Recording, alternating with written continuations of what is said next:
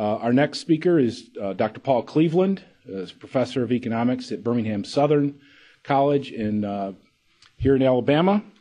And he is going to be talking about his book, Unmasking the Sacred Lies. Paul?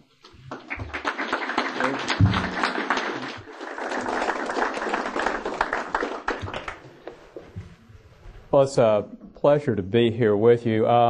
Unlike Larry, I've not been arrested yet, although maybe I should have been a few times. My book actually began from my teaching, and what I've been involved with and over the time is teaching a number of economics courses, and I'm a storyteller. I like to tell students stories that hopefully they'll remember for some time. And with that in mind, I was always looking for a book to teach public choice. We had at our college a public finance class.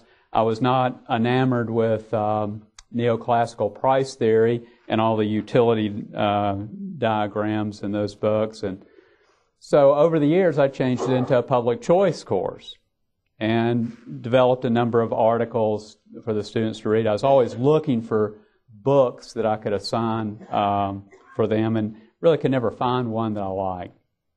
And so that's where this particular book began. And as I conceived of it, what I wanted to do is write a book that would serve my purposes as kind of the skeletal structure for the course that I could fill in with additional readings along the way. And as I began to work on it, one of the things I wanted to do with that as well is put it in a format that the average person out there could read as well. And I ended up self-publishing it, which was quite out of the blue, but that whole story began earlier because of a mentor of mine by the name of Clarence Carson. I don't know if any of you are familiar with his work, but Clarence was a pretty strong mentor, and he involved me in writing an earlier book that the title is Understanding the Modern Culture Wars. It's really a book on Western civilization that he had always wanted to write, and so I had been working on this book, ended up at the time we were coming to fruition with it, he kind of backed away and didn't want to publish it and ended up self-publishing that particular book. And as a result of that effort, that's what got me into the self-publishing business, and also another reason why I wanted to write a book for the kind of the average person on the street. And then where I could begin to tell some of the stories as well that I tell in classes. For example, you know, when I'm going through the Great Depression and talking about the issues of slaughtering baby pigs and chickens and whatnot, the way I relate it to the students is I'll do it this way. I'll ask them how many of them have seen the movie Castaway. And of course, they've all seen it. And I say, okay, now, you know, Tom Hanks, how many of you would say his life had standard of living had dropped when he washed up on that island? And they all go, yeah, it did. I say, okay, now what if he had diagnosed his situation this way? My problem is that the price of coconuts is much too low. And what I need to do is chop down a few of these coconut trees and burn them, because that will raise the price of coconuts, and I'll be better off. Which is exactly Roosevelt's whole premise. I mean, when you put it in those terms, it's utter nonsense. It's utterly ridiculous. And they all get it. Another one that I use in class is on the Social Security. I'm explaining Social Security to them, that this is nothing but a Ponzi scheme. And there's no money in it. See, that all the students seem to think there's money in it. You know? And when you've got to try to illustrate to them there's no money in it. And so I'll ask them how many of them remember Al Gore running for president. And, you know, a few of them still remember that. They were not that young at that time, but so they'll raise their hands. And I say, did you ever listen to this guy talk? You know, you've spent a lot of time talking about the Social Security lockbox. And they'll say, yeah, I kind of remember something about that. I said, now, how many of you saw the movie Dumb and Dumber? And, you know, most of them have seen that. And so I said, well, Al Gore's lockbox is just like the briefcase full of money in Dumb and Dumber at the end of the movie. Now think about it. You remember what happens. Jeff, Daniels and Carrie, they're fighting over the briefcase. They were all the way to Aspen, and they're fighting over the briefcase, and they hit it against a rock, and it busts open. There's all that money there, and they go, well, we can't spend it. Wouldn't be right. It's not ours. And we've come all this way. But, we have brought it this far, and we are cold and hungry. And, if we kept track of every dime we spent, then I'm sure, the woman that we're returning it to, she would not think too lowly of us. So we'll just do that. And the next scene, they're driving up to the nicest hotel in Aspen in the Ferrari. Stepping out with new clothes, staying in the presidential suite. And then there's the classic scene at the end of the movie where the kidnapper finally gets his hand on the ransom money. And he pops open the briefcase and he goes, what is this? I owe you $250,000 for a Lamborghini. And Jim Carrey says, those are just as good as money. And by the way, that's a big one. I'd hang on to that one. And all of a sudden, when you put it in those terms, students get it. They get it. And you can use I use a different example in the book. I just talk about, let's suppose that I wanted to save money and I'm going to create my Cleveland Automotive Trust Fund. And I'm a clever sort. I've been paying attention to what's going on out there in government, and I decide that the way in which I'm going to save for my automotive purchases is by this trust fund. And so every month I'm going to save $500 a month, and the way I'm going to save it is I'm going to loan myself $500 a month to go out and spend any way I want. I'll write myself a Cleveland security bond, and I'll put 10% interest on it, payable annually on $500 per month. And I'll go out to Walmart, buy myself a lockbox, have my little key, and every month I'll put my bonds in the lockbox. And I always ask the students, now after about 4 years of this, how much money will I have to go buy a car? And they pretty much get this one too. 0? Bingo, you're on the right track. That's what Social Security is like. And all of a sudden, when we put it in those terms, the fraudulent nature of what in the world it is they're doing, I think, comes out. And so that's what I've tried to do in the book, and just walk through it.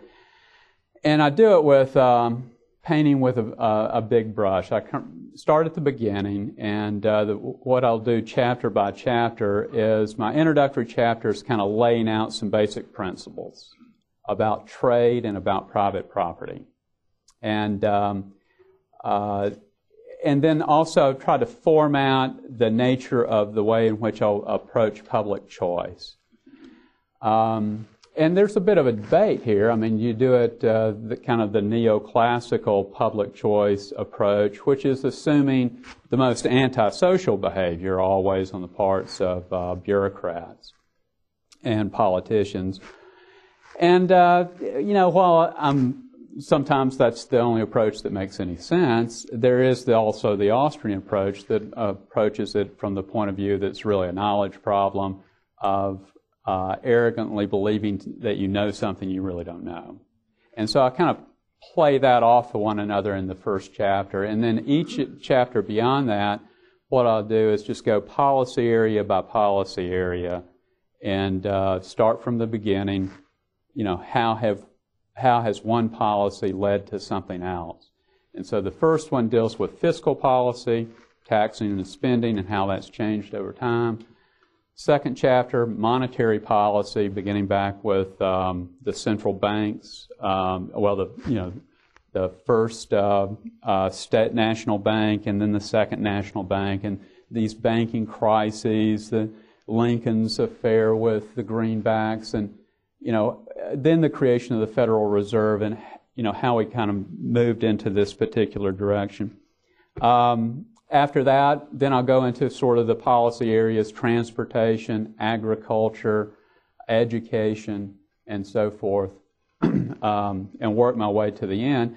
My last chapter, I think, is an interesting chapter. I titled it "The Lawlessness of Too Many Laws," and I did that because there's so much. I mean, our government's creating all these rules and regulations daily. Who knows what they are? That's why I haven't been arrested, at least not yet. I guess they might pick me up on the way out for violating something or another. Maybe I parked. Yeah, I could have parked in the wrong place. At any rate, when you think about it, I use an illustration from the Clinton administration, although we could use it from today, of all these appointees who are brought up before Congress, and somebody somewhere went back and looked into their past and said, sure enough, you didn't pay the nanny tax, the Social Security matching funds, you didn't do that.